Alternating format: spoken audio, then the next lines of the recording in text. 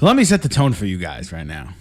It's a Monday evening, way ahead of the Perfect Spiral schedule.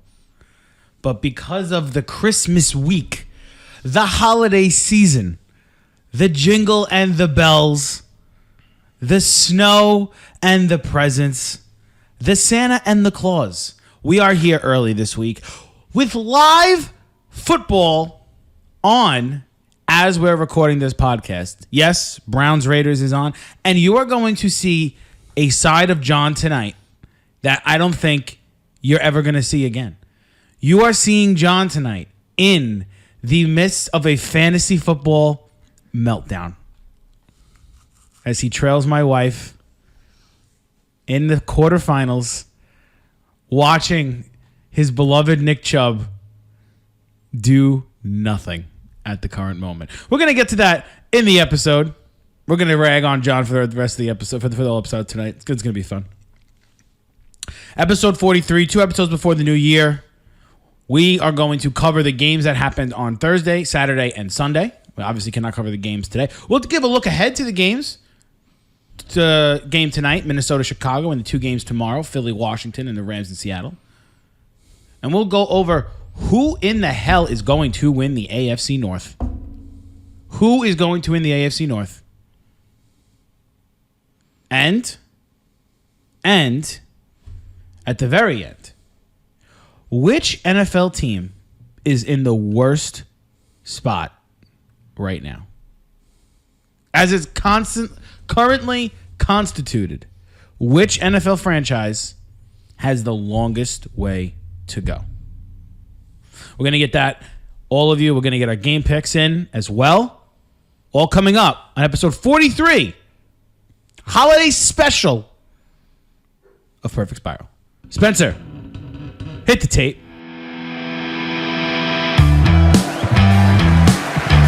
You play to win the game. Touchdown!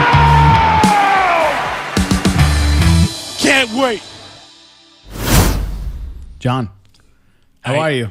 How are It's you? like you just want me to say it. How are you? I'm not doing well. Please explain to the people why you're not doing well. All right, so if everybody wants to know, we're in the fantasy football semifinals in Joe's league, a league that I've gone to the semis. I've gone to the semis 3 straight years. I've won 2 championships. I wanted the matchup against Joe's wife because I thought her team was a little weak, right? And joke saw me, and as Nick Mullins rolls out. Oh, it's a brutal throw. It's fucking terrible. This is so hard to watch. So I'm in the quarterfinal. My dumb ass decides to start Julio Jones, which right before the game I said pray for his hamstring, and then guess what? He pulls a hamstring and doesn't return. What a shocker. You should get points for that if you figure out if Julio Jones is going to pull a hamstring or not. Then Amari Cooper gave me a whopping 2.8 points as my wide receiver 1. Thank you, Amari Cooper. Not what you want. And this is coming off of a Thursday where Tyreek Hill actually went bananas for me. And now I have Nick Chubb, who is stopped a yard past the line of scrimmage and has gotten me a whopping total of, as it stands right now, About 2.5 points. about 2.5 points. I am still down by 6. Oh, and who does my wife have left? And she has Cooper Kupp, and I have a decision to make at running back, either Rashad Penny, Henderson, Sony Michel. And who does your wife play? Who does my wife play if she beats you? It plays you, but I hope There you go. your whole team goes on the COVID list. It's already starting, so I hope it happens. I got Eck, but he's vaccinated. He's gonna come back. Oh, look at that! Chubb's not even on the field. And the pass goes to the running back. Oh, just short of the first down. This is brutal. Browns are for sure going to punt inside their own 15-yard line. This is horrible. This is terrible to watch. Unbelievable. Well, thank you for that intro, John. John McCarthy, folks. Joe Miglio here. As John just dropped his water. Fucking chaos in this house. He's losing it. And it is December 20th here. 5 days before Christmas. And we're happy to bring this episode to you. Episode number 43. John, crazy week in the NFL. Yeah, the NFL was drunk. I mean, between the game, we got games on Tuesday, we got game Monday, Thursday. It's just absolute insanity. And we got football on Christmas Day this year. Yeah, I didn't even know that, honestly. And Hunter Renfrow has the dropsies today. What is happening over here? Just almost fumbled a punt return. This is a preseason game. Yeah, it really is pretty brutal. This Well, is bad. we knew the Raiders sucked. Yeah, this is really bad. I mean, terrible. But anyway, crazy week of football Insane. so far. Who the hell? You think you know a team. It's like you think you know a guy, Yeah. and then you find out he's not the guy you think you are. Yeah, we're talking about you, Arizona Cardinals. that was bad. I mean, I didn't watch the game. You said you did, so I'm going to take the lead with that. That was rough. Tampa Bay gets shut out.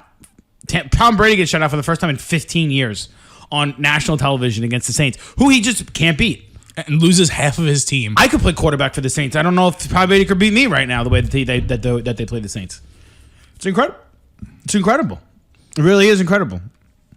But before we get into everything, I just want to let you know that you could find all of our episodes on any podcast platform that has us: Google, Apple, Spotify, Deezer, Stitcher, Buzzsprout, Pandora, etc., etc., etc. So, as we were saying before, crazy week. Let's recap the games that have happened so far today, yesterday, Saturday, and Thursday. As we said before on the pre-show, the pre-talk, whatever the hell that thing, the intro. Yeah. The pre-show. The Raiders are leading the Browns currently 7-0 in the second quarter. A touchdown pass was thrown from Derek Carr to Brian Edwards on a 3rd and goal, a fade to the back corner of the right side of the end zone. The Raiders lead 7-0 against the Browns. And we'll start on Thursday night where the Kansas City Chiefs, we're going to cover this game a little bit too. The Chiefs, #1 in the AFC. in overtime, take down the Chargers, which a crazy game. Yeah, that was 34-28, and Travis Kelce was reborn. John already spoke about how big of a night Tyreek Hill had. And Patrick Mahomes reminds everybody why he is the most talented quarterback in the NFL, as currently constructed. I know, and he's your Not the fantasy best, quarterback. because I can't say he's the best because Tom Brady's still living and breathing. So, Yeah. But he is the most talented quarterback in the NFL. And the Chiefs are reminding everybody who they are. It's like their redemption tour. From 2-4 to 10-4 in the Yeah. 1 seed. Look, there it is, the division leaders. And #1 in the AFC right now. Yeah. Okay. Saturday night, we had one game where the Colts, surprisingly, at home, beat.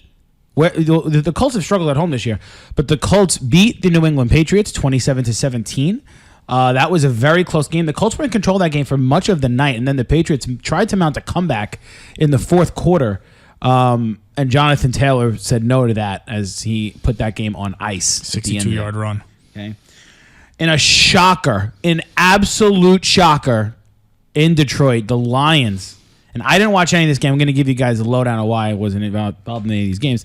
But the Lions absolutely destroyed the Cardinals, Dismantled 30-12. And you told me it wasn't even that close. It wasn't even close at all. Unbelievable. Cowboys take care of the lifeless Giants at MetLife 21-6. Steelers get a huge victory at home against the Tennessee Titans. And teams that are that want to stomp on the opponent's the home team's logo before during pregame, they're 0-2 this year. Titans did it on Sunday and they lost. Dolphins win a close one against the Jets, who came to play. Credit to the Jets and Robert Saleh for sticking through it in a 3-11 season. The Bills defeat the Panthers 31-14. The Panthers are horrific. That 3-0 start feels like literally 10 years ago. Literally 10 years It ago. really does. Cam is just bad. Well, I wonder who said that. Who said Cam was bad? I wonder. You didn't have any service yesterday, so Terrible. you didn't see we were talking about Cam. 49ers take care of the Falcons at home 31-13. I think the Falcons magic dust may have run out after this week. Yeah, it was done. Yeah, 6-8 with three games to play. They're out. They would have to go 3-0, I think, to have even a chance. And they're so stagnant when you Yeah. watch them. It's not even fun. Bengals beat the Broncos, which is a scary game for Teddy Bridgewater. He had to be carted off the field after that. But Joey Burrow and the Bengals getting a much-needed win. It was a very big defensive game. And the Bengals, as it stands right now, are currently the leaders in the AFC North with 3 weeks left in the regular season. If the season ended today, the Bengals would be the number 4 seed. Yeah, we're going to go through that because that AFC North is wild. Packers withhold a furious comeback by Tyler Huntley and the Ravens. And John Harbaugh, I'm going to save that. Saints shut out the Bucs, as we mentioned, 9-0 in Tampa Bay. Credit to Drew Brees, the only member of that god-awful NBC News crew that picked the Saints to win on Sunday night. I cannot stand Chris Sims and Mike Florio. I think they're horrific. Literally, I think they're horrible. That's like me with what's his name, Trent Dilfer. Oh, yeah, you hate you hate TD. I hate him. And then last but not least, the Urban Meyerless Jaguars. Game I did not watch. Losing 30-16 to the Texans. I mean, this is how bad it's gotten for the Jaguars.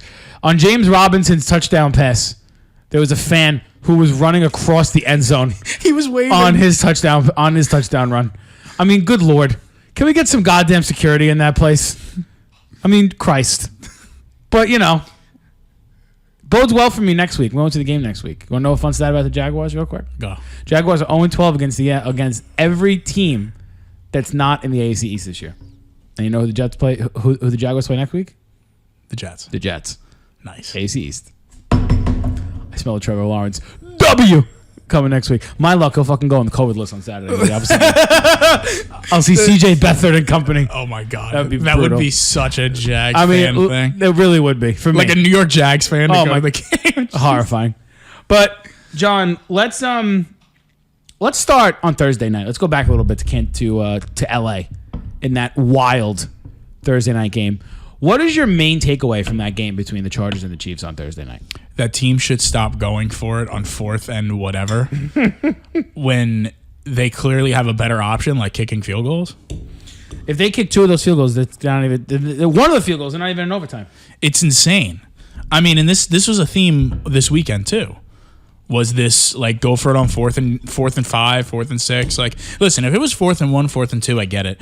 Now teams are just going for it with like you can't. Sometimes you can't even get 5 yards with 3 downs, and you're just gonna go. You know what? Fuck it. 4th and 6. My dude went for it like 6 times. It was insane. And then they asked him about it after the fact, and he like stood by the decision. And it's like, listen, this is where you can't backtrack after that. No, you can't. And this is where we're gonna get into a little bit of a deeper conversation about this later. This is where analytics are creating a problem for teams, right? I think it's ruining the game. It's ruining the game, and it's actually ruining their chances of actually winning.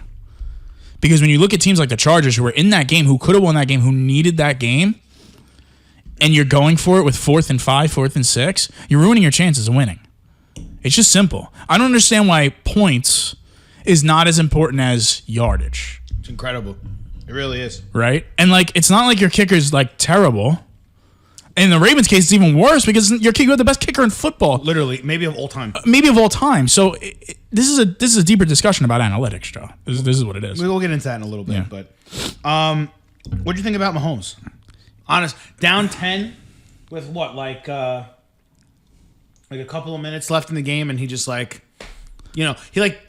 don't want to say turns back the clock because like we're so used to him like doing that, but I feel like we haven't seen him do that all year long. So he... You know what I mean? Yeah, so what's it called? When I was watching him, I think what they did was they got back to their roots, right? They know that their offense needs to go through Tyreek Hill and Travis Kelce. You know how many targets they had each? It was 13 targets each. No, Kelce had 15 targets, and Hill had 13 targets. Out of Mahomes, I think, what was it, 40? Let me double check. Mahomes threw the ball 47 times. Oh, they were each targeted 13 times. So out of Mahomes' 47 passes, more than half of them were targeted to Hill or Kelce. Yeah. 26 out of 47 passes were targeted to Hill or Kelce. I mean, that's a recipe for success, no? No, it is, and that's what they need to do, and that's what they got away from for so long, right? And like they don't have a third guy. Let's be real here. There is no third guy on this offense. They tried to manufacture a third guy multiple times. They tried to include Hardman, doesn't work. They tried to include Josh Gordon, doesn't work. They tried to include Byron Pringle, doesn't work. The closest thing to a third guy on this team is Clyde Edwards-Helaire, and while he's been decent lately, he's too inconsistent. So Mahomes needs to just go back to his roots and do what he needed to do. Granted, listen, they gave up 28 points. They didn't have Chris Jones. Their defense was down a few guys because of COVID. But at the end of the day, it's Mahomes. Mahomes is going to be what makes this team go. And if Mahomes is good, they'll be good. And that's just what it is. Right, absolutely. So that's the case. I mean, listen, I feel like the Chargers were in control of that game for 3.5 quarters. I really do. It felt like that. You know what I mean? And I'm not so sure. Listen, the Chargers are a good football team. Okay, let's put the cards on the table. Chargers are a good football team. You went toe to toe, right? In a game that you needed to win, in a game that the Chiefs really needed to win. The Chiefs arguably needed that game more than the Chargers did. Because if the Chargers would have won that game and swept the season series from the Chiefs would have had to finish the season with a better record than the Chargers to win the division. Mm-hmm. So, yes, the Chiefs now have a 2-game lead with 3 games to play. It seems like it's pretty much over for LA when it comes to division title. Yeah. But, Justin Herbert was able to go toe-to-toe with Patrick Mahomes. He was. Twice this year now. How many guys in the NFL can you say could go toe-to-toe with Patrick Mahomes? On one of his better nights in the NFL. Well, Herbert, man. Herbert fantastic. He's a top 5 quarterback. He really is. He does some arm angle stuff that rivals Mahomes. He almost throws the ball too hard. There's almost too much velocity on the ball. Can you really give me 5 QBs right now that are playing better than Justin Herbert? No, it's not possible. Brady, Rodgers. You want to throw Mahomes in there, fine. But after that, it's just a drop off. After that, you want to say Dak? I disagree. You want to say Stafford? I disagree. Lamar. You want to say Kyler right now? I disagree. You want to say Lamar? I disagree. Those are all the high profile quarterbacks I feel like right now in the NFL. Burrow is up there too, I think. Burrow's up there, but I'd rather have Herbert right now. You agree. I'd rather have. I think Herbert gets it done more than Burrow Herbert's does. playing better than Russell Wilson. He's playing better than all these guys we just named. Right now, if you had to ask me money, put my money where my mouth is. After the 3 guys I just named, 2 are all, whatchamacallit is not Herbert. Mahomes isn't a Hall of Fame quarterback yet, but he's well on his way to being a Hall of Fame quarterback. The other 2 are top 5 quarterbacks ever in the history of the game of football, right? And Rodgers and Brady. After those 3 guys, the next quarterback I'm taking at all is Justin Herbert. I agree with you. Listen, the Chargers are a young team that I feel like they're still learning, quote unquote, how to win, and they're 8-6. And we went over the schedule last week. They have 3 very winnable games left on their schedule. There's a very good chance they could finish 11-6 and finish as a number 5 seed in the wild card. You know what I mean? And they would be kind of dangerous. Absolutely. Even though I did cross them off a couple of episodes ago because I was just kind of like, you know what? This team is a little... There's sometimes where they just don't show up. Yeah, there's sometimes they don't show up, but Herbert's always there. He's had a couple of bad games, but listen, all the good ones have a bad game. As a Charger fan, you could honestly say no, you never feel like you're out of a game with that guy at quarterback. No, because he's always going to give you his best shot. So, and that's great. That's what every franchise yearns for. Is it and sometimes I really feel this too. Some franchises just get lucky with quarterbacks. The Chargers, for all their ineptitude that they've had over the past 30, 40 years, they've had some pretty good quarterback play. Yeah, they went from Phillip Rivers. They had. So let's go back a ways, right? Dan Fouts is a Hall of Fame quarterback. Fast forward 20 years, you get. You have Drew Brees for a couple of years, and he was really good. Then you get Phillip Rivers for the next 15 years. And now you got Herbert for what seems like the next 10 to 15 years. Who fell into your lap in the draft. Yeah, listen. Some teams just get lucky with quarterbacks. They just do. They get lucky. And the Chargers are a team that gets lucky with quarterbacks. They just haven't been able to put it all together yet. But I think it was a good game for them. They took them to the wire in overtime. Can we just go over that play that Kelsey scored on? I have no idea how he scored on that play. There were 5, 6 Charger defenders around him, and he just got through all of them. How the hell did that happen? Well, you saw a version of Kelsey this game that we haven't seen in weeks. This was a different Kelsey this game. Because he knew that he needed to show up. He knew that Mahomes needed him. And, listen, Kelsey's numbers on the year are fantastic. But this was a game where he just showed up. I didn't actually see that play that you're talking about because I was in Spider-Man on Thursday. But... Yes, at the end of the podcast, we're going to give our Spider-Man review. So I was in Spider-Man, but I did see everything up until then. He was just unstoppable the whole game. It was really, really fun game to watch, too. And I'm glad that Donald Parham is okay. Yeah. Oh my God, that was so scary. Isn't it crazy? Holy shit! I haven't seen something like that since Javid Best. Remember Javid Best? I do. That cow when he did the absolute somersault in midair. Yeah. And he flipped and then he started posturing and oh my God, I'll never forget that. I do remember that. Horrifying. So, let's take the bus somewhere else. Let's go to Saturday night. Colts and Patriots. Okay. Wild game. Crazy game, right? In a game where the Colts needed to win, you know? Patriots were feeling great. They'd won what? We saw like 6 in a row. Yeah, they were before that. They were hot, and they came out flat, like very flat. Fell behind 20-0. Gave up a blocked punt for a touchdown in that game. Yeah, and they just couldn't get anything going. They couldn't get Ramondre Stevenson going at all. No Damian Harris for them. You know, Mac Jones. I'm just really quick. Oh, Carr is going to get leveled. Not going to score. Going to be 4th and goal for the Raiders. Going to be interesting to see what Mr. Bisaccia does here. 4th and goal. You think he goes for it? If they kick a field goal, all right, they make it 10-0. But if you go for it here with 50 seconds left, and let's say they don't get it, right? The Browns with Nick Mullins would have to go 50 yards just to get a chance to kick a field goal. Yeah, the Browns offense has been so fucking anemic. Exactly, which is why I think they should go for it. But that's just me. Let's see. He may just take the points to take the 2-possession lead, too. I don't know. Taking a break from my thing. Going for the field goal. No, they're kicking it. All right, fair enough. I can't say I disagree with all the failed 2-point attempts this year, or the failed 4th down conversions we got this week. So maybe he was watching the tape a little bit. But anyway, Saturday night, I mean, we spoke about how we think the Colts may be a dangerous team in the playoffs. Mm-hmm. If they get in, which now they're currently in the wild the card. season end today. I think they'd be the number 6 seed? 5 seed. 5 seed? I think they're 5 seed. Right? So season end today, they'd be traveling to Cincinnati for a playoff game, which, you know. Winnable game. I think a lot of people would think the Colts would win that game because of how volatile. Cincinnati didn't look good in this win against Denver this past weekend. They haven't looked good in weeks. They haven't looked good. So I think people would think the Colts would actually win that game. They're the better team, you know? And the Colts were susceptible. We talked about this, John, during our when we were doing before the season started. The Colts schedule out of the gate was brutal. It was horrific.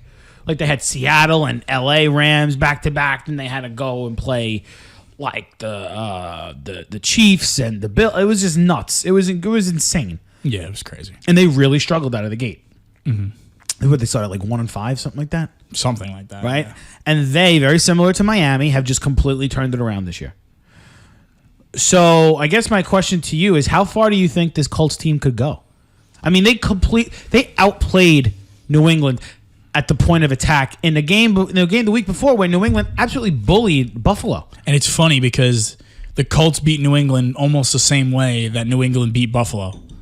And they didn't really run the ball successfully until that, Jonathan Taylor ran that 70-yard touchdown at the end of the game, and I feel like that severely inflated his numbers for the game because he was not having a good night before that run. Yeah, he was. I think he finished 29 for. He had a decent 172. night. Like he had 80 yards on 28 carries. Like that's less than 4 yards a carry. It's not great. What we're seeing with Jonathan Taylor is he's becoming a game breaker. Yeah, absolutely. Very Derrick Henry-esque. Very Derrick Henry-esque, and you said it a couple weeks ago that this team is very 2019 Titans-esque. They really are Titans-esque. Very much. They could get frisky with the throwing the ball, but they don't really want Carson Wentz to do too much. But then their main bread and butter is Jonathan Taylor. Yeah. And if you can't contain Jonathan Taylor, which nobody's figured out for the last 10 weeks. No, nobody can contain him right now. This team could go to the AFC Championship. They're that good, and their defense is good. Like they are sneaky if they're in, which now they're in. But week to week, it's either they're in or they're out. It's them or Baltimore, basically, in or out, in or out, in or out. Listen, they got to keep winning. You know, and they have a tough game. They play on Christmas Day, and they play Arizona. The team was lost 2 in a row. Well, that's a huge game for Arizona to finally put up a shut up. Yeah, we're gonna get to them in a couple of minutes, but that's another big game. It's a huge test for the Colts. You know, you lose that game, you're 8-7.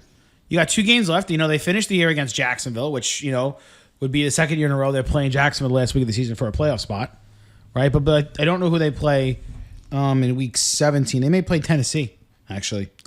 No, they don't. That's not true. No, they played Tennessee twice already. They play the Raiders. And if the Raiders win this game tonight, that's a playoff game. Yeah. They're 7-7, the Raiders. That's a playoff game. You know, in a game I think the Colts should win. I think the Colts are better than the Raiders. 100%. But, it's just not And so the Colts did what they need to do. Let's talk about New England, right? We were so high in New England, and I still am. Yeah, me too. I'm not off the way. I'm not off the. Definitely not. I just think that they missed an opportunity on Saturday night. They missed an opportunity to really I feel like grab the AFC by the horns and be like, hey, listen, we are, because everyone still believes that the Chiefs are the alpha, right?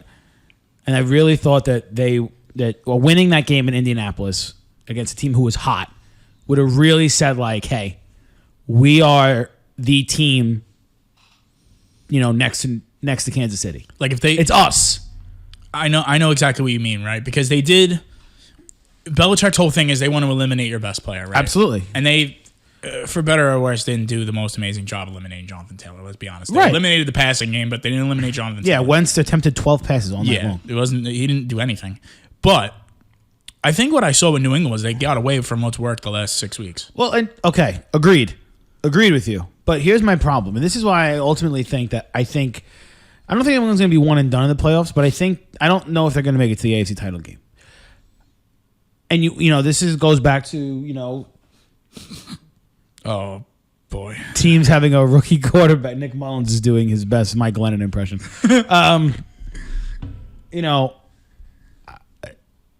Mac Jones in the playoffs. Mac Jones is going to have to win you a game at some point. It happens every postseason. If you're going to win a postseason, if you're going to go on a run in the playoffs, your quarterback's going to have to win a game here or there. I mean, I only going to go on personal experience, but back in 2017, nobody thought the Jaguars were going to be able to do a thing and I remember I remember yesterday, and we spoke about how this Patriot team is very similar to that 2017 Jaguar team. Very similar. Right? And I remember that first playoff game, Jacksonville played Buffalo, and Blake Bortles had more rushing yards than he had passing yards in that game. Everyone was like, there's no way, there's no way that the Jaguars are going to walk into Pittsburgh and beat the Steelers. And it got to a point where Blake Bortles needed to make throws in order to win that game. And he did. He actually made those plays. I don't know. I'm not saying that Mac Jones is better than Blake Bortles this year. Whatever. I'm not saying that at all. What I am saying is that there's going to be a point in the postseason where Mac Jones is going to need to make a series of throws, and he's going to need to, get the job done. And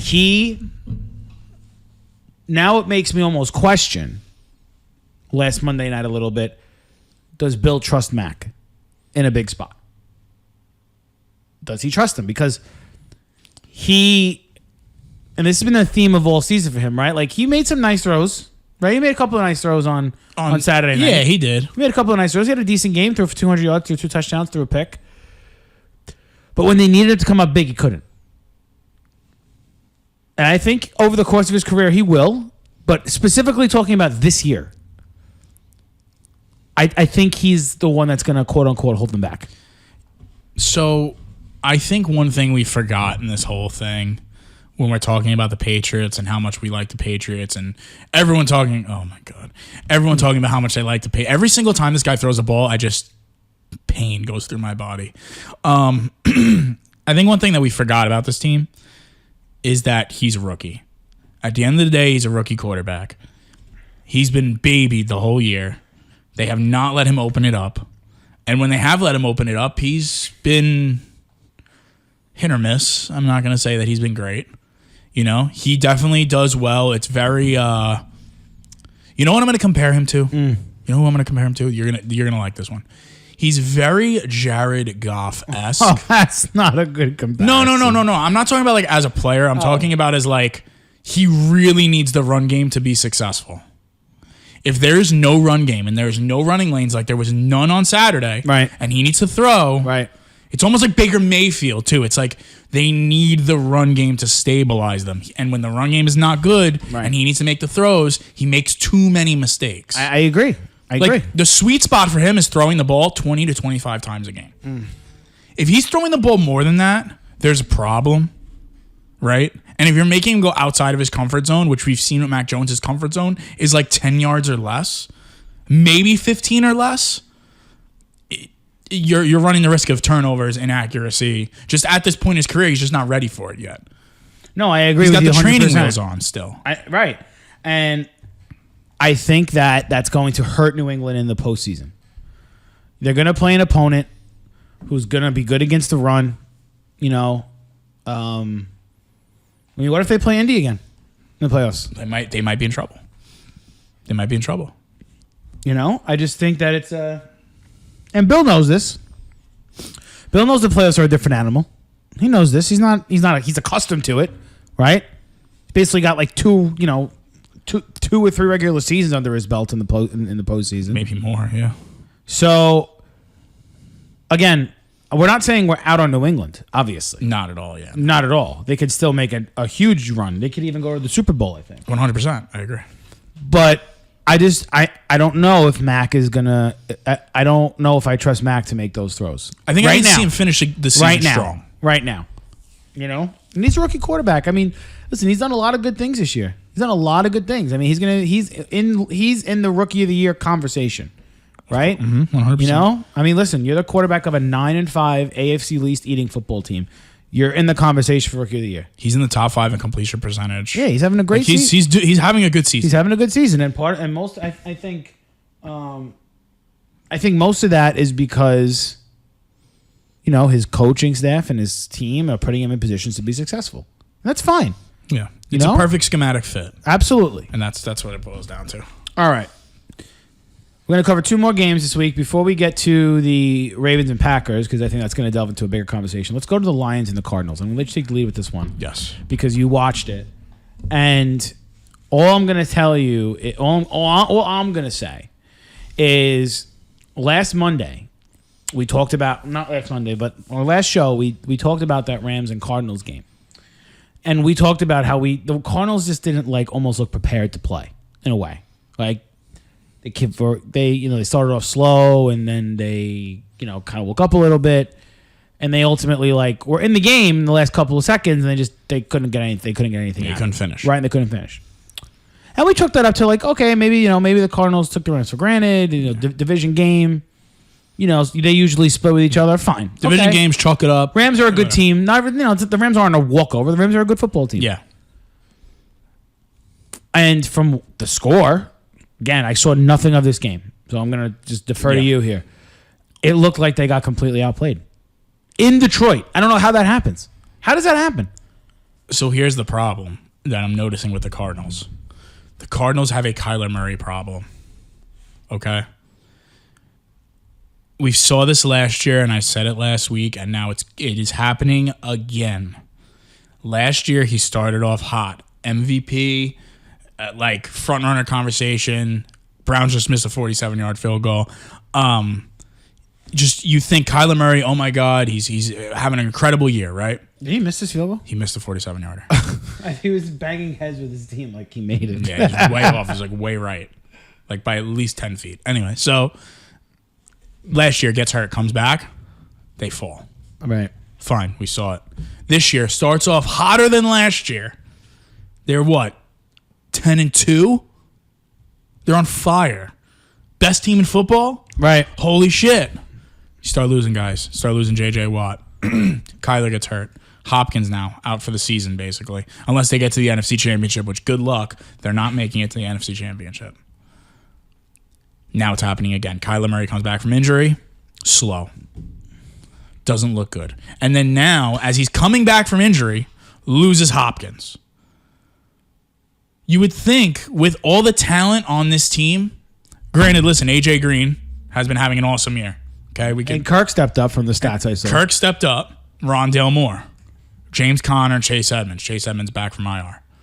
I want to ask you a question about that when you're done. Yeah. This team didn't muster a touchdown until 4 minutes left in the fourth quarter. They were stagnant. Kyler is not running the football. It's basically now they want him to just be strictly a quarterback, which, sorry, Cliff Kingsbury, if you're listening. Imagine Cliff Kingsbury is listening. Cliff, in your beautiful mansion, hanging out like Invisible Man. Listen, that doesn't work. He needs to run the football. He's just not. I don't know if he can't. I don't know if he's limited by injury still, and they're just trying to kind of preserve him. But you know what? Your offense is stagnant. And if you're relying on him to solely pass the ball, I do not think he's a good enough passer to just do that. I'm sorry. Especially with no Hopkins. Not to mention your defense gave up 30 points to Jared Goff, and Caleb Reynolds from the practice squad ran for 112 yards on the Lions. Gashed them. The holes were, Joe, you could have ran through those holes. Thanksgiving Day football, Joe, could have ran through those holes. Okay? Okay. And Goff made Amon-Ra St. Brown, your preseason sleeper fantasy pick. Had a good game. Had 8 catches for 94 yards and 2 tutties. That a boy. Amon-Ra. They made Goff look like a Pro Bowler. And you know what? Real quick, before we move on, I just want to say one thing about the Lions. Detroit, please, please, please, please, please do not fire Dan Campbell. No way. Dan Campbell is a good coach. Okay? I know maybe I'll regret this in a year, 2 years, maybe at the end of the season. Dan Campbell is a good fucking coach. These guys play hard for him. They play hard. Don't want to smack some kneecaps, bro. Literally, some kneecaps. they will go to war. They will run through a wall for this guy. Okay? And credit to Detroit, man. Honestly, credit to Detroit. Fucking up my fantasy season in another league. Anyway, go ahead. Okay. Interesting. Do you think that is because they asked Kyler to do too much during the beginning of the season? Or does he put too much on his shoulders at the beginning of the season? Well, then that's a problem. Then he needs to figure out a nice load management scheme. Yeah. Because it seems like he's overworking himself and then he just gets hurt. Yeah, because you also got to remember, Joe, he's 5'9". Okay? It's like small guards in basketball, right? The shelf life, I know it's a stupid term, but this is what I mean. The career average for a small guard in the NBA is incredibly short. There's guys that have gaffed that, right? Like Damian Lillard. Right. You know, look at somebody like Isaiah Thomas who had his heyday and came back and, back and forth. Derrick Rose, too much too early, Now you're looking at a quarterback like Kyler Murray where you haven't seen a player like this. 5'10", 5'11", whatever you want to say, 5'11", comes into the league, skinny, small, fast, dual athlete. There's never really been a precedent for how long somebody like that will last in the league. You can only look at guys like Russell Wilson, Drew Brees, blah, blah, blah. And those guys have done a really good job of preserving their bodies. Kyler Murray goes all in, like you said, early in the season. And then towards the end of the season, he's limping. And it's like this is an issue with the team where they need to schematically figure out how do we manage Kyler Murray. Baltimore does a great job managing Lamar Jackson. Lamar got hurt on a freak thing because Lamar was relatively healthy, right? But with Kyler, it's kind of like you already know what's happening the last 6 games of the season the past 3 years, right? So it's a little, they got it, like you said, they got to figure something out because it's creating a problem for him. When they're in a winning environment now, it's creating a problem. Not when they were already losing. Now they're winning and they're having a problem. So I don't know where the fix is for that. I want to love the Cardinals. I really want to love the Cardinals. Well, you wanted to ask about the running back situation. I did. And again, I don't. Was there any explanation to and I maybe it's because of Connor had the ankle injury last week at the end of last week, but I saw how is James Conner and Chase Edmonds splitting carries when James Conner played off the charts for 4 weeks. I don't know why Chase Edmonds is in running downs. I don't. He should be a third down passing back. I don't get it. But even Connor was catching balls out of the backfield. It's what are we doing? Well, they don't run the ball right now. They didn't run the ball yesterday. They were behind. They're behind the whole game. From jump. From jump, they barely ran the ball. It looked like, from what I saw, because they were behind quick. The Lions put up 3 scores fast.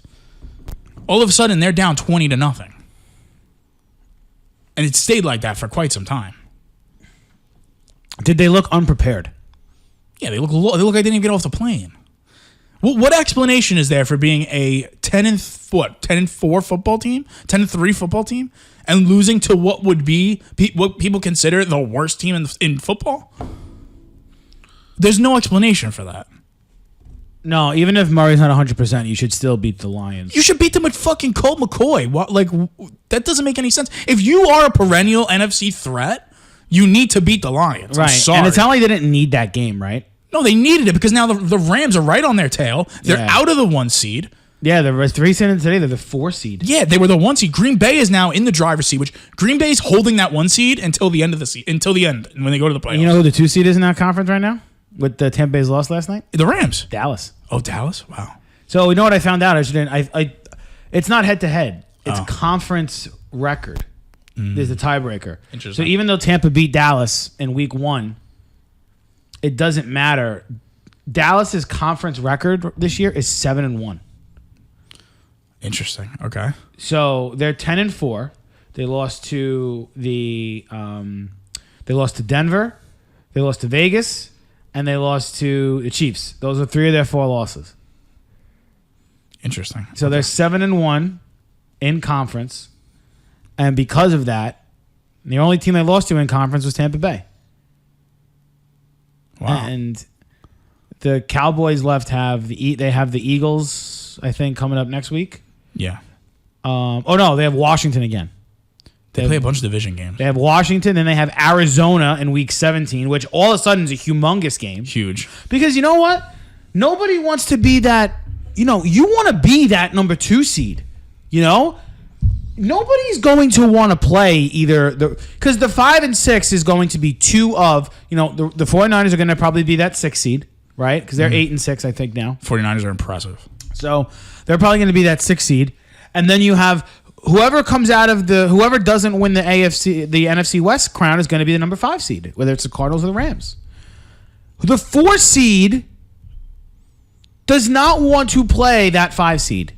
That's a game you do not want to play. If you have an opportunity to be the number 2 seed and play, either the Saints or no offense, John, the Vikings or the Falcons or whoever comes in that 7 seed, you'd much rather play that 7 seed than the 9. The Niners are no gimme. The Vikings aren't a gimme either, but that's an easier matchup than facing the Rams or the Cardinals or the 49ers. Mm-hmm. So Arizona, and even Tampa Bay, but we're focused on Arizona right now. Arizona was in a spot where they think they fumbled the bag big time. The last few weeks they fumbled the bag. If the season ended today, they would be playing the Rams in the first round of the playoffs. It would be a rematch in the desert, in anyone's game. And you know how important that 1 seed was to them? With D-Hop being hurt, they could have used that week off. Yeah. He may have come back a week early to play in that playoff game. Yeah. But now it seems like it's all but gone.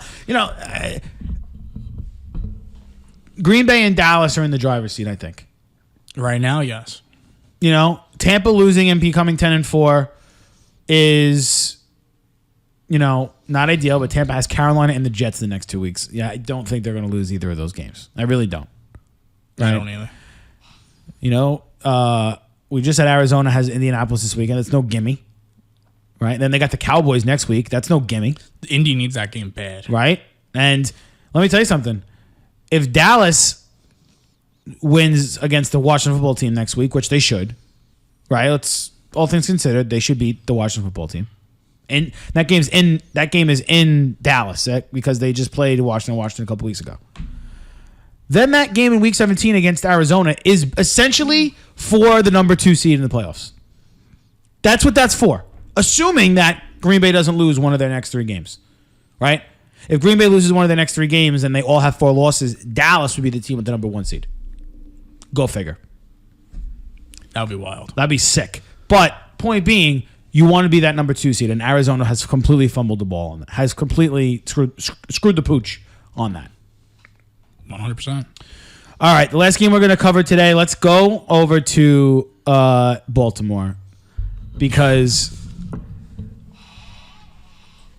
let's start with the good. Okay, let's start with the good. Tyler Huntley? Let's start with the very good. Tyler Huntley looked awesome. And this isn't just the first time he's looked awesome. No, he's looked good. I'm not ready to call him an NFL starting quarterback, but, I mean, he filled in great, really, really nicely for Lamar. He was like a carbon copy of Lamar Jackson. Literally. Maybe even a little nicer on some of his But, I mean, listen, for most of that game, I think Green Bay was pretty much in control, like everybody expected. They went up by 2 scores with, 6 minutes left in that game? And, instead of folding, which would have been a lot easier for Huntley, he went out and he tried to make something of himself, which he did, I think. Huge game, 4 total touchdowns. 4 total touchdowns, 2 on the ground, 2 in the air, 2 to Mark Andrews, who continues to be on fire for the past month of the season. Thank you, Mark Andrews. Keep it going, big guy. Keep it going. We need you next week. Go, little rock star. We need you next week, honey. We need you. We need you. And if Lamar Jackson learned anything from Tyler Huntley, get Mark Andrews the football. Just get him the football. He's the best receiver on that team. And this year, he's the best tight end in football. Statistically. This year. But again, I'm not talking about Mark Andrews. I'm talking about Tyler Huntley. Great effort from him. Great game from him. That jacket by Kurt Warner is hideous. Yeah, it's a bad jacket. But, I mean, what in the world are we doing at the end of that game? What are we doing? This is now 3 weeks in a row. 3 weeks in a row that this team has made. We're going to talk about the analytics, but I'm sorry. Bonehead decisions. Bonehead. That team had all the momentum in that game. Why would you not want to go to overtime? Even if you lose the coin toss, you just forced Aaron Rodgers to go 3 and out. You're at home. You have the crowd behind you. You just forced a guy to go 3 and out. You just came back from down 14 points within 6 minutes. But you thought you had a better chance to win the game on that 2-point conversion? And the play call was horseshit. He eliminated half the field. 3 weeks in a row. Pittsburgh went for it for 2. In the game they needed to win. Didn't get it. Bad throw by Lamar Jackson. 2 weeks ago against Cleveland. And then Tyler Huntley attempting to come back. Down 9. And down, what was it, down 9? Yeah, down 9. Could have kicked the extra point to be down 1 possession. No, let's go for 2 to try to make it a 7-point game. So instead of going for 2 at the end, we get to kick the extra point. What sense does that make? They don't get it. Of course they score at the end of the game, don't get the onside kick, and they lose. And then this week, they score, and and here's the thing that drives me nuts, John, okay? 2 weeks ago, they go for it. They go for the 2-point conversion to try to get it to 7. So if they tie the game, they have to kick the extra point. This week, they get the touchdown. And they need the extra point to tie the game. And he goes for 2. So he did the opposite of what he was trying to do last week. What changed? What philosophy changed in the past week? You have Justin Tucker. I'm not talking about Cody Parkey, okay? I'm not talking about Mike Vanderjagt in the 2004 playoffs. I'm talking about Justin Tucker. The guy doesn't miss. Ever. Has Justin Tucker legitimately ever missed an extra point? I don't know. He may have missed like 1. Maybe 1.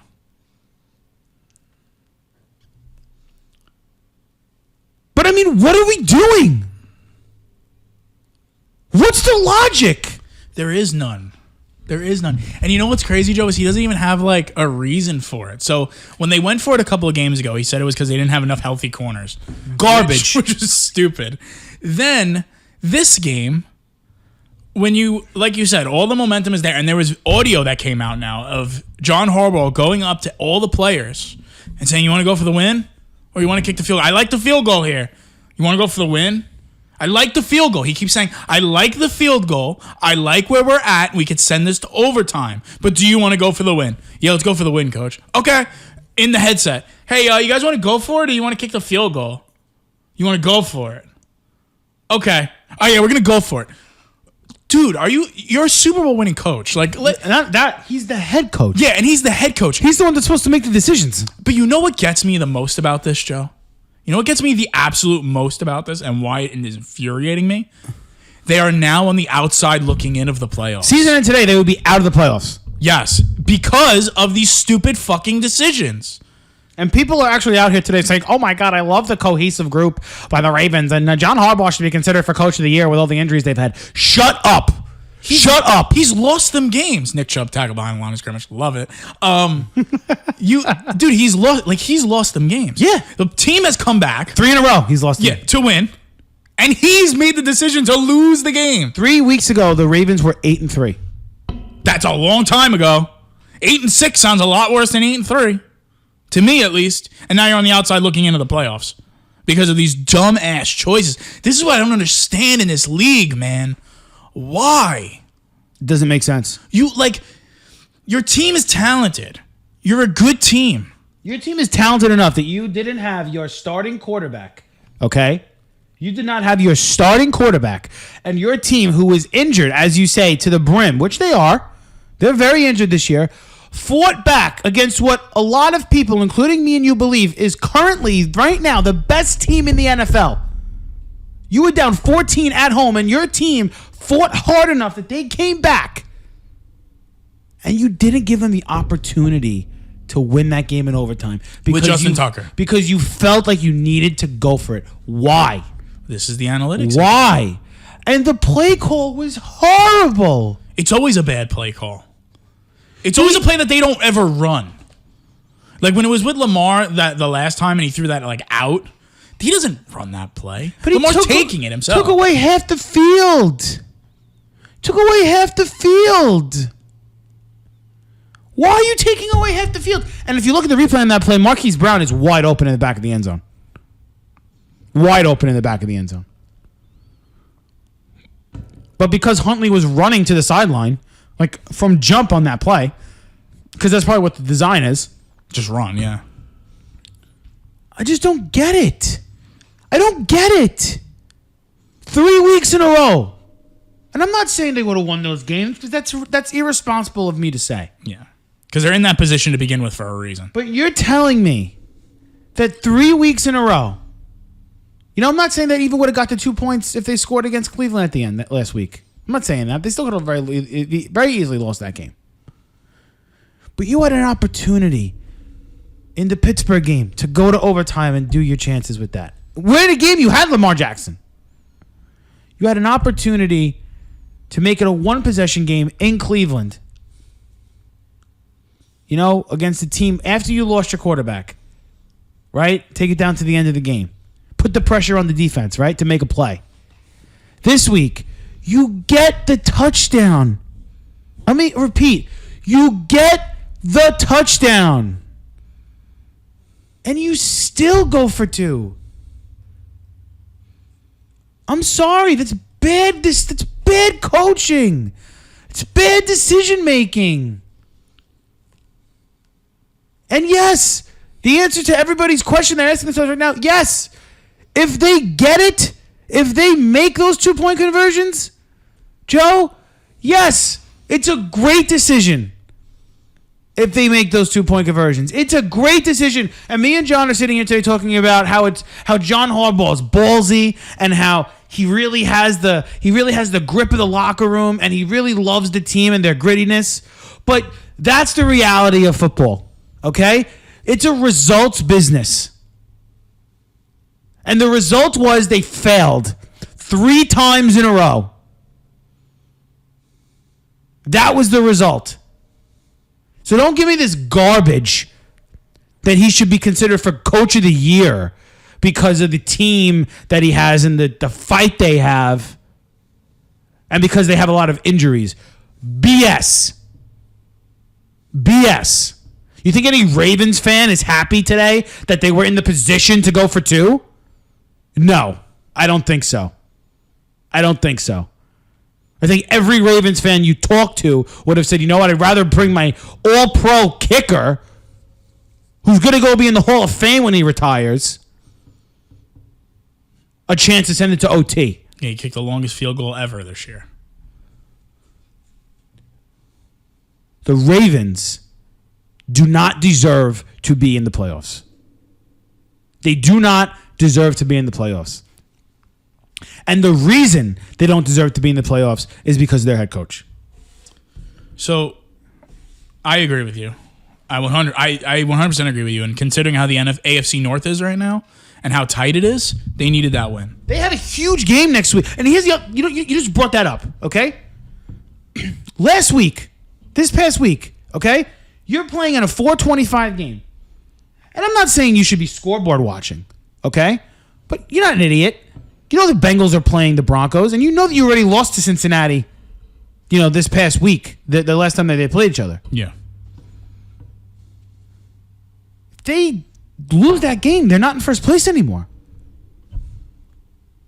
Why would you leave it to one play when you could leave it to your whole team to decide? And now they play Cincinnati next week in a massive game. If the Browns somehow, which they don't look like they're going to, but if the Browns somehow win this game tonight, they would be in first place. Yeah. And, unfortunately, COVID had to literally take their chance away, I think, from winning this game because their offense looks completely incompetent tonight. They're not going to do anything. Yeah, 0. And nothing against the Browns defensively or their head coach, but Nick Mullins and a bunch of reserves is not going to get it done. Okay? Yeah, it wouldn't typically get it done. But the Ravens have and are playing the Bengals next week in a game where they literally the division is on the line. If the Ravens lose and go to 8-7, we talked about how difficult their schedule is. I mean, this is ridiculous. It's ridiculous. After starting 8-3, it's ridiculous. You have what you think is the best quarterback in the game, which is false. But what you believe in your building, and that's fine. You should believe that you have the best quarterback in your building. He's won an MVP award. All right? You don't want to give him a chance against Pittsburgh? Your most hated rival? You want to take a chance? You don't have enough corners? I'm sorry, has Ben Roethlisberger been Aaron Rodgers this year? But this is a deeper discussion about the analytics and how it's affecting football. Because the Ravens have always been that team, especially the last couple of years, that have favored analytics heavily. And they look at the numbers and they speak to their guys and they have their people up in the booth that are saying, hey, the numbers show to go for 2. But this is where I take an issue with analytics in football because the numbers do not dictate situations, right? Because if you're looking at the numbers, sure, hey, there's a 48% chance you're going to convert this 2-point conversion, right? Let's say 48% chance. There's a 52% chance it doesn't work out. But 48 is great enough for you to want to consider it. But it's not giving you the situation. There's no way to dictate percentage on situations. So what? That 48% is dictated by them coming back from 2 scores, scoring the touchdown, tying the game and going to overtime. You think that you have a greater chance of going for 2 and then losing that game. But this is the problem with analytics. It doesn't take into account the actual situation on the field. It doesn't take into account the pulse of the game. That's what I'm saying. It doesn't do any of that. It's just looking at numbers and looking at a collective total of a situation and being like, hey, this is it. 3rd and 30, 4th and 7, go for it. Why? Well, 4th and 7, there's been a 38% chance over the last 4 weeks that somebody's going to convert this. Oh, 38% is better than 5%. Let's go for it. Fake punt? Did they? Oh, God. Nice. Browns stopped them. I don't know. They might give him forward progress. They gave him forward progress. Fuck. I'm going to fucking yeet myself out my back window, I swear to God. I'm just going to end it all. He needed like a foot to get the first down. Oh, I thought it was more than that. No, he needed like a foot. Damn. But no, John, I get it. Like, shit like this is okay. He definitely got the first down. Like shit like this is okay. Like, all right, you want to go for a fake punt on, 4th and an inch? Up 10-0. Up 10-0. Where your defense is dominating? That's fine. Yeah, that's fine. But to like do shit like this when you're down like 2 scores, it doesn't make any sense to me. And it's like, again, It's tough to watch. And the Chargers did it, like we were just saying before. The Chargers did it on Thursday. and they lost the game too. What's the common theme? Why don't we just play good old football? Play for the score. Play for the points. Ridiculous. Instead of playing for the fucking flair. That's what it is. You're playing for the flair. I don't get it. I really don't get it. Anyway, that's going to do it for our weekly recap, even though there's a couple of games left this week. Look quickly, John.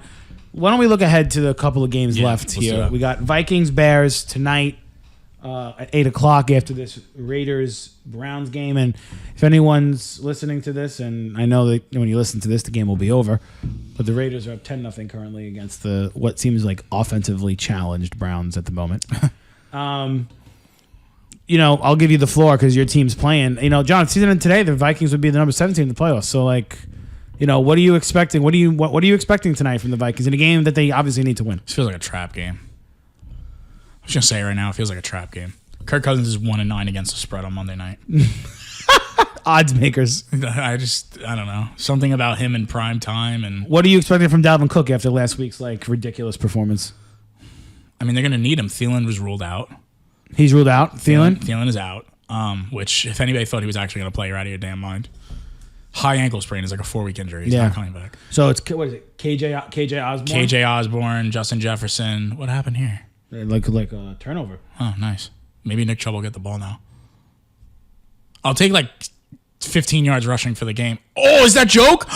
Joke. Yeah, it's good to see you. Definitely a fumble. Yeah, it's out. Nice. Browns have some life. We have stock on Joke Island. We do have stock on Joke Island. I don't know. It feels like a trap game to me.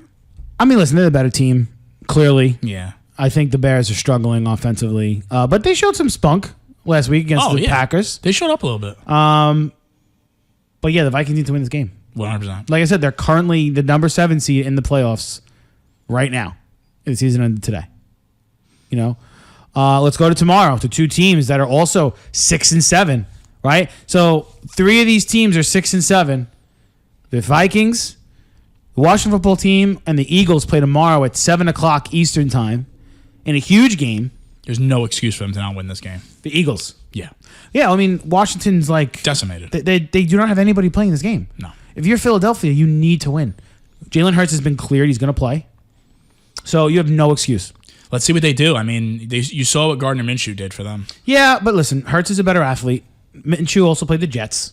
Take that into account as well. Yeah. Okay. But it was a nice game plan to see them run. Absolutely. But it's a game that they need to win to be 7-7, and be in the hunt the next 2 weeks and then the next 3 weeks. Which is a surprise for And listen, everyone. I spoke about the Eagles a few weeks back. I told you what their schedule was. They have it it's in their hands. If they would beat the Giants, which they didn't, they would be 7-6 as opposed to 6-7 right now. It's a big difference. And they would be in the driver's seat, but they're not because they didn't take out their own shit. So now they got to beat Washington on tomorrow night. They have no excuse. Yeah. And then the last game, the Rams and the Seahawks. John, I'm just going to lay this out for you really quick. Vikings lose. Seahawks win. And obviously there has to be a loser in the Washington Eagle game. Whoever wins that Washington Eagle game, 7-7. Right? If Minnesota loses, Seattle wins. Seattle's a game out of a playoff spot. That's 6-8. Here we go. No. It's not happening. It's not. They're not good enough. I wasn't impressed by their 15-point win against Houston. I really wasn't. But I'll say this, our car's hurt. And you took them in the spread. So you think they're going to do some damage tomorrow night? Because you know what it is, man? I kind of don't trust the Rams.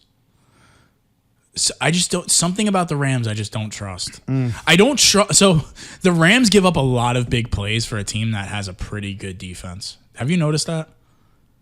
It's like they'll let 1 or 2 go. But here's the issue with the Seahawks. Their big play threat is out. Tyler Lockett, I don't think is playing. Really? Unless he gets activated tomorrow. Who's that? Not Nick Chubb. Njoku. Nice play. Oh, here we go. Browns have energy. Njoku's punching people. Yo, Jonathan Abrams is such a beast, or is he? Oh, nice little screen pass. Oh, nice. Got Yannick Ngakoue looking. John's right. John's paying attention now because it's Nick Chubb area. Nick Chubb area. It's Nick Chubb area right now. But Let's see. yeah, man, it's gonna be interesting to see. I think It might be a close game. I don't know. Yeah, I think it's gonna be a close game. I think the Rams are just a better football team. You know, they're utilizing Beckham actually in like a good way. His celebration last week was hilarious. What did he do? He did this like security guard thing that everybody was talking about. Like, I don't know, it's some TikTok thing, I think. They all do some TikTok thing. Oh wow. You know what I found out today? Real quick before we move on. Yeah. You want to like hate yourself really quick? No, but okay, sure. You know Myles Garrett is like 25. Oh my god. I'm sitting on my couch fucking housing Chipotle, and this man looks like he could eat me. He's paid to look good. And not to mention, he's also just in the NFL, just like the best defensive player in the NFL, and he's 25 years old. Fantastic. Love it. You want a Nick Chubb point update? No. 2.7. Thank you. I didn't ask for You it. need that touchdown bad right now. Very bad. Bad. But In typical Browns fashion, though, they'll probably pull him and let Ernest Johnson take it out. oh God, don't say that. Anyway, we're gonna come right back. We're gonna do our odds makers. Week 16, since we're not gonna be doing the show this week, even though all the games. We haven't finished our weekly picks this week, but we'll give you an update of where we are. We'll do our picks, then we'll head out of here. All right. Yep. So we'll be right back, folks. Hey y'all, Spencer Blinn, the producer for Perfect Spiral Podcast, and you're listening to my band Hollow Choir's new song, What You Want. Available now on Spotify. What you want? All right, John, we're back here. Last segment here. We're gonna do our odds. I'm not. You know what? We're gonna skip the fantasy stuff. It's over. The season's over. You know why we're gonna skip it? Why? Because you know who I picked as my breakout performer this week? Who? Chris Godwin. Well, he broke something, I'll tell you that much. So this is like literally like 4 weeks running that somebody we picked just gets hurt. So we're gonna skip this week, and I want to see if anybody goes down with like a season-ending injury or not. They announced the Pro Bowl rosters. Oh, did they really? Do you want to go through that? I don't know it, so sure, tell me. Let me pull them up. Let me see what happened. This is interesting. Wait. Fuck. I forgot where the transition was. Spencer's going to kill me. All right, let me get him. I just saw it because Justin Jefferson made the Pro Bowl. So did Aaron Donald. Oh, he did? How happy are you about that? And Tom Brady made his record 15th Pro Bowl. Tom Brady has made as many Pro Bowls as any child living since they were born, if they were born in 2006. Okay. Here we go. The first five revealed. Oh, the first 5. Well, and then there's more I could get. Tom Brady, Aaron Donald, Cooper Kupp, Jonathan Taylor, and Travis Kelce have made the Pro Bowl. And then I guess Justin Jefferson, because I just saw that Randy Moss told him.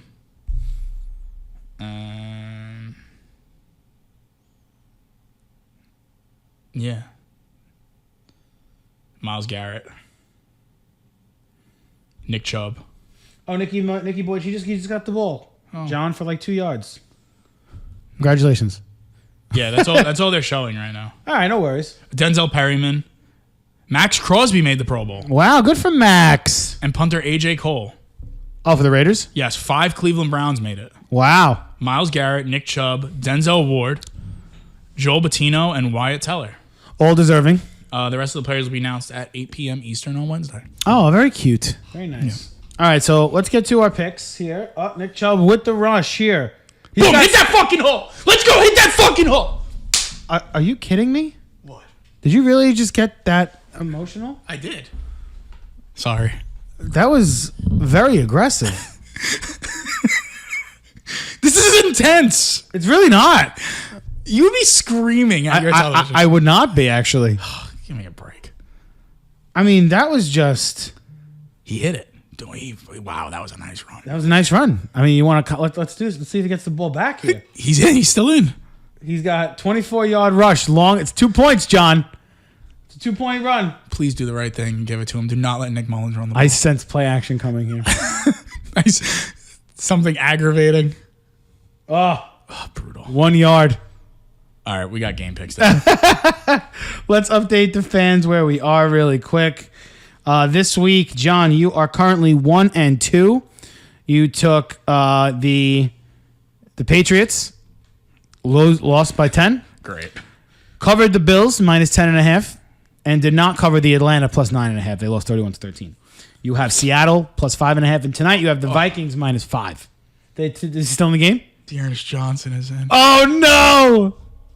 It's happening. Oh boy! Oh boy! No, it's a play action.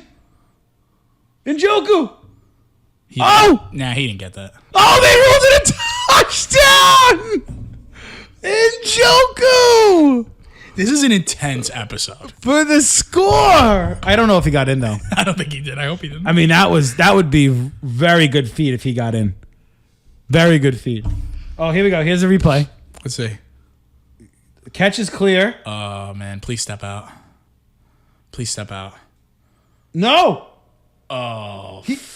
No, he's out. He's out. I don't know. Does his other foot come down first? Yeah, he's out. He looks out. Does his other foot come down? Does his other toe come down first? Let's see. Oh, hold on. No. He's out. He's out. You think so? He's out. Oh. All right, we'll see. We're actively rooting against this section. This is good stuff. All right. I currently am whatchamacallit? I am currently I'm currently 2-2. Yeah, he's out. I think he's out too. With one game left. I lost Green Bay minus 5.5. Loses. There he took off the board. I lost the Jaguars. Big losers. I won Pittsburgh on the +1. Take that. And I won the Cowboys minus 10.5. Nice. So I got Eagles tomorrow night. Okay. So, okay. Let's see. Let's see. You cannot catch me this week since I've already won 2 games. You cannot catch me this week. I feel like I'm not going to catch you the rest of the season. Well, Wait, you're only hold on a second. Wait. Is Chubby in the game? He is. Oh, he is, but it's Third- third down. They got to give him the ball. Go. Easy. Walks it. Easy. Nick Chubb touchdown. Let's go. John got his touchdown from Chubb. I'm geeking right now. Wow. Oh my god. Oh, let's get a Suicando. let's get out. a let's get a score update here. Let's get a Matt sends the our fantasy group chat's hilarious. why? What did he say? He said, guys, you listen to this episode, you're in for a treat. This episode is amazing. I'm just saying it right now. And John with the first big touchdown of the night. Here we go. Oof. Wow. I'm currently up by 4 on your wife. You're up by 4. It's not going to be enough. I'm going to need at least another 10 points. Oof. Okay. Yep. I'm up by 4. Whoa. It's gonna be tight. It's gonna be tight. All right. Picks. All right, ready? What do you got for me? I need to recuperate here. I'll go first then. How about Go ahead. Go first. All right. I got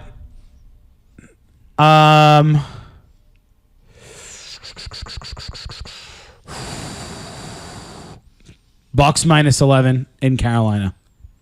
I'm going to take that also. You're going to take that with me? Mark that one with you. All right. I am going to take what's the deal with Teddy? Is he out next week He's for in sure? concussion protocol. Drew Lock, I'm pretty sure, is starting. Oh, boy. Okay. Give me Dallas minus 10 at home for Washington. God, I just saw that. Go ahead. That's 2. Give me the San Francisco 49ers minus 3.5 in Tennessee. Love that. I need to upset. Give me the Colts +2 in Arizona to win. Love that. Okay. Okay? And then I'm going to get spicy here. Give me the Texans +9.5 at home against the Chargers. To cover. Wow. To cover. Okay. Not to win. To cover. Okay. Those are my picks. Those Okay. are my 5. All right, so I took the Bucks minus 11 with you. Right. Because I think Brady's going to want to have a get-right game. Okay. And he's going to he wants nothing more than to beat up on a bad team. I'm going to go Miami +3. I was looking at that, but I was looking at that. The reason I didn't go there is because the Saints are a weird team. Yeah, but Miami's so good, man. Now they're in position to make the playoffs. They're 7-7. They're a game out right now. Yeah, so I like Miami. Give me the +3 on Miami. Okay. Give me Detroit +6 in Atlanta. Riding the Detroit train again, huh? Well, I mean, what are they now? 11-2 against the spread. Something like that. Some insane number. So give me Detroit +6. How many more I got? 2? Yeah. And I need an upset. Oh, you took Detroit. That's your I guess that's upset. it, yeah. Okay. Yeah. I'm taking Green Bay. Actually, I'm sorry. Switch it around. I'm taking Cleveland Whoa. +7.5. I don't think Cleveland's gonna win, but I think they're gonna cover. Okay. And I am going to take. I'm gonna go the opposite of you.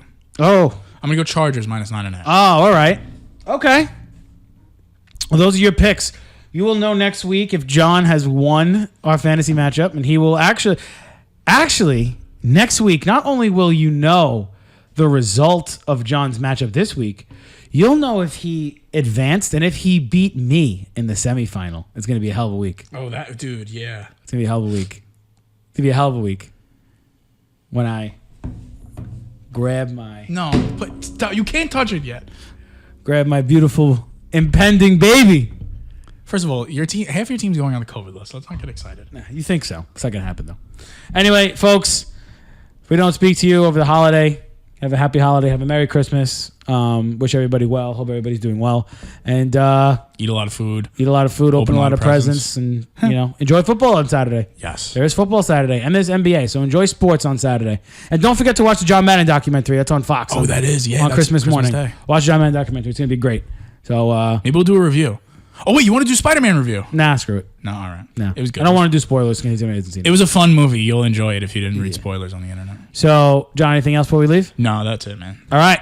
Folks, peace and love. Love you all.